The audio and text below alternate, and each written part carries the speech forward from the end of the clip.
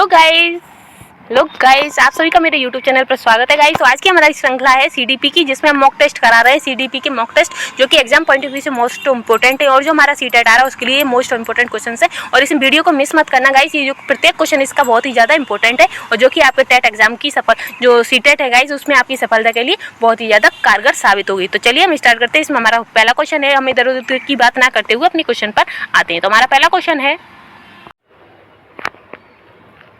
Next question है guys कि विकास से की ओर बढ़ता है, विकास डैश से की ओर बढ़ता है। यानी कि जो विकास होता है तो वो कैसे बढ़ता है, तो वो पहले सामान्य बढ़ता है फिर विशिष्ट, यानी कि वह सामान्य से विशिष्ट की ओर बढ़ता है। जो हम बच्चों का जो विकास होता है वो सामान्य से विशिष्ट की ओर बढ़ता है। आगे बढ़ते हैं। नेक्स्ट है कि जब वयस्क सहयोग से सामंजस्य कर लेते हैं तो वे अब बच्चे के वर्तमान स्तर के प्रदर्शन को संभावित क्षमता के स्तर के प्रदर्शन की तरफ प्रगति क्रम को सुगम बनाते हैं, इसे कहते हैं। यानी कि जब वो बड़े होते हैं, यानी कि जो वयस्क होते हैं, वो सहयोग से सामंजस्य कर लेते हैं। कब? जब वो बच्चों, जो हम लोग हैं यानी कि जो बड़े हैं, वो बच्चों को थोड़ा बहुत सहयोग देते हैं और बच्चे उस सहयोग से सामंजस्य कर लेते हैं, उसे समझते हैं, उसे अपने ज्ञान के साथ मिलाते हैं, तो वे बच्चे के वर्तमान स्तर के प्रदर्शन को प्रभावित करते हैं। यानी कि कोई बच्चा है और उसे कोई बड़ा, जैसे कि छोटे छोटे बच्चे हैं और उन्हें क्या कहते हैं, जो उनकी शिक्षिका है वो उन्हें थोड़ा सा हेल्प करती है, थोड़ी सी हेल्प करती है, तो वो जिस ज्ञान की तरफ वो जा रहे होते हैं, जिस विकास की तरफ वो जा रहे होते हैं, उसमें वो थोड़ा बहुत उनमें अंतर आ जाता है। क्योंकि जब कोई सही गलत का कुछ होता है तो टीचर उन्हें बता देती है कि ऐसे नहीं ऐसे करना है, तो फिर वो क्या कहते हैं, जो उनका प्रदर्शन को होता है तो वो प्रदर्शन संभावित क्षमता के स्तर पर प्रदर्शन की तरफ प्रगति क्रम को सुगम बना देते हैं। तो इसे क्या कहते हैं, तो इसे कहते हैं सहयोग देना। क्या कहेंगे? सहयोग देना। नेक्स्ट क्वेश्चन है, नेक्स्ट है कि नवीन जानकारी को शामिल करने के लिए वर्तमान स्कीमा में अब बदलाव की प्रक्रिया कहलाती है। यानी कि कोई नया ज्ञान है, उस ज्ञान में थोड़ी सी जानकारी को अलग से शामिल किया जाता है, तो जो वर्तमान में जो वो कार्य हो रहा है, जो स्कीमा हो रहा है, उसे क्या कहते हैं गाइस, तो उसे कहते हैं समायोजन। यानी कि पुराने ज्ञान में नए ज्ञान को मिक्सअप करना, तो जो उन दोनों के बीच में जो क्या होता है, समायोजन हो रहा है। यानी कि नया भी मिल रहा है और पुराना भी, तब जाके बच्चे को अच्छे तरीके से पूरा ज्ञान प्राप्त हो रहा है। तो उनकी जो वर्तमान और क्या कहते हैं, उनका पूर्व ज्ञान है, उन दोनों को आपस में मिलाने की क्रिया क्या कहलाती है, तो वो कहलाती है समायोजन। क्या? समायोजन। आगे बढ़ते हैं। नेक्स्ट क्वेश्चन है, नेक्स्ट है कि मध्य बाल्यावस्था में भाषा डैश के बजाय अधिक होती है। यानी कि जो मध्य बाल्यावस्था होती है उसमें जो भाषा होती है वो हमारे सामाजिकरण के हिसाब के बजाय अहम केंद्रित अधिक होती है। कैसी? मध्य बाल्यावस्था, यानी कि जो बचपन होता है बच्चे का, जिसमें बाल्यावस्था की जो बीच की अवस्था होती है, उसमें बच्चा सामाजिकरण को इतना नहीं समझता है, समाज को इतना नहीं समझता, वो केवल अपने विचारों को ही प्राथमिकता देता है, जो वो कह रहा है बस वही सही है। ये किस में आता है, तो ये आता है मध्य बाल्यावस्था में। किसमें? मध्य बाल्यावस्था में। इसमें जो बच्चे होते हैं वो सामाजिकरण के अलावा क्या कहते हैं, अहम केंद्रित पर अधिक बल देते हैं। ठीक है गाइस, तो इसका आंसर हो जाएगा समाजीकृत एवं अहम केंद्रित। आगे बढ़ते हैं। नेक्स्ट है कि बाल केंद्रित शिक्षा में शामिल है। तो बाल केंद्रित शिक्षा में क्या शामिल होता है, तो सीधा सीधा पॉइंट है इसमें, बाल केंद्रित, यानी कि जिसमें बच्चे को केंद्र में रखा जाता है, बच्चे की हर बात को महत्वपूर्ण समझा जाता है, और बच्चे को मोस्ट इंपोर्टेंट थिंग्स क्या कहते हैं, बच्चे को ही रखा जाता है केंद्र बिंदु में। जो भी ज्ञान उन्हें हमें कराना है तो बच्चे को केंद्र में रखकर ही वो ज्ञान उन्हें देना है। तो बाल केंद्रित शिक्षा क्या हो जाएगी, तो बाल केंद्रित शिक्षा वो हो जाएगी जिसमें बच्चे खुद के लिए और हस्तपरक गतिविधियाँ करते हैं, यानी कि जिसमें बच्चे क्रियाकलाप के द्वारा सीखते हैं, वही बाल केंद्रित शिक्षा के अंतर्गत आता है। ठीक है गाइस, इसमें मेन सबसे ज़्यादा इंपॉर्टेंट होता है कि इसमें जो बच्चे होते हैं वही मुख्य कर्ता धर्ता होते हैं। शिक्षक का इसमें केवल सुगम कर्ता का ही अर्थ होता है। आगे बढ़ते हैं। नेक्स्ट है कि कक्षा अध्यापक ने राघव को अपनी कक्षा में अपने कीबोर्ड पर स्वयं द्वारा तैयार किया गया मधुर संगीत बजाते हुए देखा। कक्षा अध्यापक ने विचार किया कि राघव में वृद्धि उच्च स्तरीय है। यानी कि एक क्लास है, उसमें जो राघव है वो अपने कीबोर्ड पर, जो उसका कीबोर्ड होगा उस पर स्वयं ही एक अच्छी सी धुन बजा रहा है, संगीत, मधुर संगीत बजाते हुए देखा। तो जो टीचर है वो देखता है कि राघव में कैसी बुद्धि होगी, यानी कि जो राघव है तो उसे संगीत की जानकारी है, तो उसमें कैसी बुद्धि होगी, तो संगीत में बुद्धि होगी उच्च स्तरीय पर। ठीक है गाइस, तो इसका आंसर हो जाएगा संगीत में। आगे बढ़ते हैं। नेक्स्ट है कि जब एक शिक्षक यह समझता है कि स्वाभाविक रूप से लड़के गणित में लड़कियों से अच्छे होते हैं तो यह दर्शाता है कि अध्यापक है। यानी कि एक टीचर है वो देखता है कि जो एक बच्चा है, वो जो लड़के हैं वो गणित में अच्छा करते हैं लड़कियों की अपेक्षा, तो उसके अंदर कैसी, जो वो अध्यापक है तो उसके अंदर कैसी बद्धता है, यानी कि उसकी जो मेंटेलिटी है, उसकी जो समझ है वो किस तरीके से की, तो उसकी जो समझ है गाइस वो जेंडर पक्षपाती है, कैसी, लिंग पक्षपाती है, और उसके अंदर क्या कहते हैं, लिंग रूढ़िबद्धता का गुण पाया जा रहा है, तो इसलिए उस वो टीचर कैसा हो जाएगा, लिंग पक्षपाती। आगे बढ़ते हैं। नेक्स्ट है कि समावेशी शिक्षा मानती है कि हमें व्यवस्था को बच्चे के अनुरूप बदलना चाहिए। यानी कि जो समावेशी शिक्षा होती है जिसमें सामान्य और विशिष्ट हर तरीके के बच्चा एक साथ समावेश होकर विद्या अध्ययन करते हैं, उसमें जो बच्चे होते हैं उन्हें हमें व्यवस्था को बच्चे के अनुरूप बदलना पड़ता है, ना कि बच्चे को व्यवस्था के अनुरूप। हमें अपनी व्यवस्था, अपनी जो शिक्षण कौशल है और जो शिक्षण पद्धति है, हमें उन्हें बदलना पड़ता है बच्चों के अकॉर्डिंग। ठीक है गाइस, क्योंकि इसमें हमने जो NCF 2005 है उसमें क्या साफ साफ दिया गया है कि जो बच्चे हैं उन्हें केंद्र में रखकर ही हमें उन्हें शिक्षा देनी है। तो हमें हमारी जो भी व्यवस्था होगी हम उसे कैसे बदलेंगे, बच्चे के अनुरूप बदलेंगे। तो इसका आंसर क्या हो जाएगा, व्यवस्था को बच्चे के अनुरूप बदला जाएगा। आगे बढ़ते हैं। नेक्स्ट है कि बच्चों में ज्ञान की रचना करने और अर्थ निर्माण करने की क्षमता होती है। इस परिप्रेक्ष्य में एक शिक्षक की भूमिका है। यानी कि जो एक शिक्षक की जब जो बच्चे होते हैं, बच्चों में जो ज्ञान की रचना करने और अर्थ निर्माण करने की खूब उनके अंदर ऑटोमेटिकली ही क्षमता होती है। तो बस जो इस परिप्रेक्ष्य में जो एक शिक्षक होता है तो उस शिक्षक की भूमिका क्या होती है, तो भाई जो NCF 2005 है उसमें शिक्षक की भूमिका सुगमकर्ता के अर्थ में बताई गई है। किसमें, सुगमकर्ता के में। तो इसका आंसर क्या हो जाएगा, सुगमकर्ता। आगे बढ़ते हैं। नेक्स्ट है कि इनमें से कौन सी विशेषता प्रतिभाशाली बच्चों की नहीं है। यानी कि जो निम्न विशेषताएं दी गई हैं उनमें से वह कौन सी विशेषता है जो प्रतिभाशाली बच्चे की नहीं होती है, प्रतिभाशाली बच्चे में नहीं पाई जाती। तो पहली है कि उच्च आत्म क्षमता, या फिर उच्च श्रेणी की मानसिक प्रक्रिया, या निम्न औसतीय मानसिक प्रक्रियाएं, या फिर अंतर्दृष्टि पूर्वक समस्याओं का समाधान। तो जो उच्च श्रेणी के बच्चे, प्रतिभाशाली बच्चे होते हैं उनमें निम्न औसतीय मानसिक प्रक्रियाएं नहीं होती हैं, क्योंकि उनमें हर चीज उच्च होती है। तो इसका आंसर हो जाएगा तीसरा। आगे बढ़ते हैं। नेक्स्ट है कि कॉलबर्ग के सिद्धांत के पूर्व परंपरागत स्तर के अनुसार कोई नैतिक निर्णय लेते समय एक व्यक्ति निम्नलिखित में से किस तरह प्रवृत्त होगा। यानी कि कॉलबर्ग का जो सिद्धांत है पूर्व परंपरागत स्तर के अनुसार कोई नैतिक निर्णय लेते समय एक व्यक्ति निम्नलिखित में से किस तरह प्रवृत्त होगा, कि व्यक्तिगत आवश्यकता एवं इच्छाओं से, या अंतर्निहित संभावित दंड से, या व्यक्तिगत मूल्य से, या पारिवारिक अपेक्षाओं से। तो वो किस तरीके से क्या कहते हैं, किस तरीके से प्रभावित होगा, तो वो होगा व्यक्तिगत मूल से। कैसे, व्यक्तिगत मूल से। आगे, व्यक्तिगत मूल से, या पारिवारिक अपेक्षाओं से, या अंतर्निहित संभावित दंड से, या व्यक्तिगत आवश्यकताएं तथा इच्छाओं से। तो गाइस वो होगा दंड से। किससे, दंड से। क्योंकि जब मनुष्य को पता है कि अगर हम गलत काम करेंगे, बच्चे को भी पता है अगर हम ये गलत काम करेंगे तो मुझे पिटाई लगेगी, यानी कि मुझे दंड मिलेगा, और अगर हम अच्छा काम करेंगे तो क्या कहते हैं, हमें पुरस्कार मिलेगा। तो वो उसके कौन सा, अंतर्निहित संभावित दंड से। यानी कि वो जब देखता है कि अगर हम ऐसा काम करेंगे तो हमें किस तरीके का दंड मिलेगा, उस हिसाब से वो अपने नैतिक निर्णय जो होते हैं उन्हें वो लेता है। तो इसका आंसर क्या हो जाएगा, अंतर्निहित संभावित दंड। आगे बढ़ते हैं। नेक्स्ट है कि शिक्षार्थी की वैयक्तिक भिन्नताओं के संदर्भ में शिक्षिका को चाहिए। यानी कि जो बच्चे के अंदर जो वैयक्तिक भिन्नताएं होती हैं उसके संदर्भ में एक शिक्षिका को चाहिए। क्या चाहिए, निगमनात्मक पद्धति के आधार पर समस्याओं का समाधान करना, या विविध प्रकार की अधिगम परिस्थितियों को उपलब्ध कराना, या कलन विधि एल्गोरिथम का अधिकतर प्रयोग करना, या बात करने के लिए शिक्षार्थियों को तथ्य उपलब्ध कराना। तो एक शिक्षिका को क्या करना चाहिए, तो उसे करना चाहिए कि विविध प्रकार के अधिगम परिस्थितियों को उपलब्ध कराना चाहिए, ताकि प्रत्येक अधिगमकर्ता उसके क्या कहते हैं अपनी अपनी विशेषताओं और अपनी अपनी भिन्नताओं के अर्थ पे वो उन्हें समझ सके। यानी कि जो टीचर है उसे अलग अलग तरीके और भिन्न भिन्न क्या कहते हैं अधिगम परिस्थितियों को उपलब्ध कराना चाहिए, ताकि प्रत्येक बच्चा उनसे अच्छे से रूबरू हो सके और अच्छे से समझ सके। ठीक है गाइस, तो इसका आंसर हो जाएगा दूसरा। आगे बढ़ते हैं।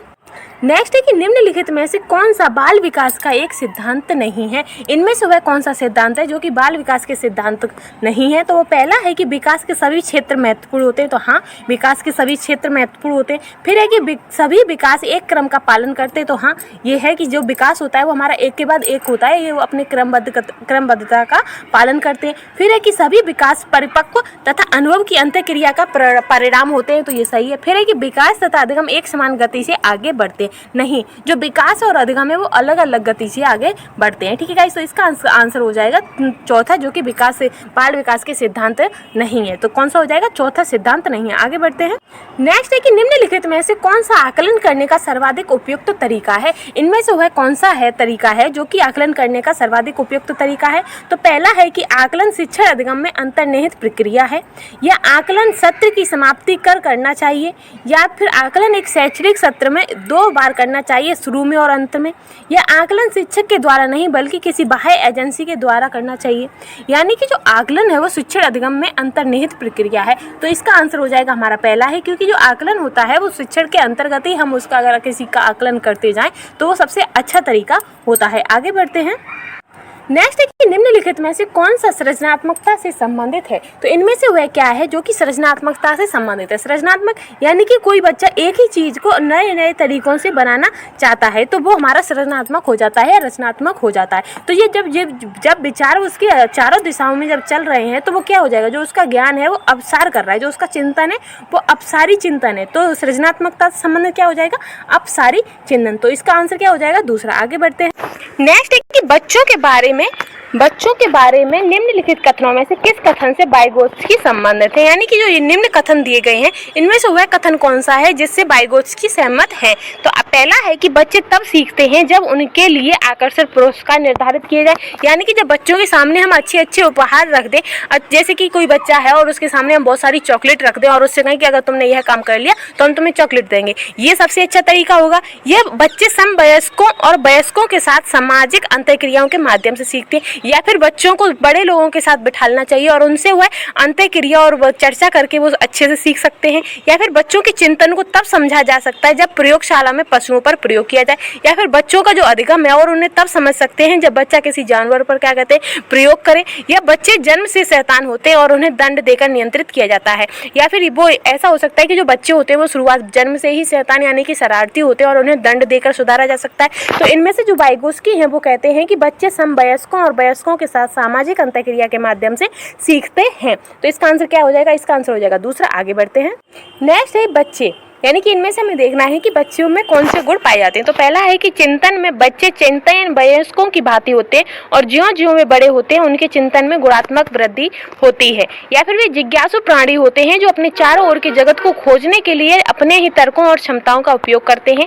यह बीते रतन वर्तन के समान होते हैं जिसमें क्या कहते हैं, बड़ों के द्वारा दिया गया ज्ञान भरा जाता है। यह निष्क्रिय जीव होते हैं जो प्रदत्त सूचनाओं को ज्यों का त्यों ही लिपिबद्ध प्रतिलिपि के रूप में प्रस्तुत कर देते हैं। यानी कि जो बच्चे हैं वो कैसे होते हैं, वो वयस्कों की भांति चिंतन करते हैं और ज्यों-ज्यों बड़े होते हैं वैसे ही उनके जो गुण होते हैं वो बढ़ते जाते हैं। या फिर जो बच्चे हैं वो जिज्ञासु प्राणी होते हैं। गाइस, जो बच्चे होते हैं छोटे छोटे वो जिज्ञासु प्राणी होते हैं और वो अपने चारों ओर जो चीज़ देखते हैं उन्हें खोजने और उन पर तर्क और क्षमताओं का प्रयोग करते हैं। तो इसका आंसर हो जाएगा दूसरा, क्योंकि बच्चे हमेशा जिज्ञासु प्राणी होते हैं। आगे बढ़ते हैं।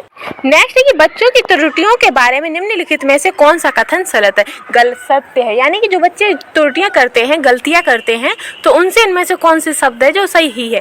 तो पहला है कि बच्चों की त्रुटियां उनके सीखने की प्रक्रिया का अंग है। तो हाँ, ये सही बात है। फिर है कि असावधानी के कारण बच्चे त्रुटियां करते हैं। या बच्चे तब त्रुटियां करते हैं जब शिक्षक सौम्य और उन्हें करने पर दंड नहीं देता है। यह बच्चों की त्रुटियां शिक्षक के लिए महत्वहीन है और उसे चाहिए कि उन्हें काट दें और उन पर अधिक ध्यान ना दें। तो जो बच्चों की त्रुटियां हैं उनके बारे में सही कथन क्या है, तो जो बच्चों की त्रुटियां होती हैं वो सीखने की प्रक्रिया का अंग होती हैं। यानी कि जो थॉर्नडाइक ने जो सिद्धांत दिया है करके सीखने प्रयास एवं त्रुटि का, उससे संबंधित है कि जो बच्चों की त्रुटियां होती हैं वो सीखने का ही एक अंग होता है। आगे बढ़ते हैं। नेक्स्ट है कि अध्यापक को यह सुनिश्चित करना चाहिए कि उसकी कक्षा के सभी शिक्षार्थी अपने आप को स्वीकृत और सम्मानित समझे। इसके लिए शिक्षक को चाहिए कि वह वंचित पृष्ठभूमि से आने वाले बच्चों का तिरस्कार करे ताकि वे अनुभव करें कि उन्हें अधिक कठोर परिश्रम करना है। यह कड़े नियम बनाएं और जो बच्चे उनका पालन ना करें उन्हें दंड दें। या फिर उन शिक्षार्थियों का पता लगाएं जो अच्छी अंग्रेजी बोल सकते हैं और संपन्न घरों से हों, उन्हें आदर्श रूप में प्रस्तुत करें। यह अपने शिक्षार्थियों की सामाजिक और सांस्कृतिक पृष्ठभूमि की जानकारी प्राप्त करें और कक्षा में विविध मतों को प्रोत्साहित करें। तो एक शिक्षक को क्या चाहिए, तो एक शिक्षक को चाहिए कि वो शिक्षार्थियों की जो सामाजिक और सांस्कृतिक पृष्ठभूमि की जानकारी प्राप्त करें और कक्षा में विविध मतों को प्रस्तुत करें। तो ये हो जाएगा हमारा आंसर सही। आगे बढ़ते हैं।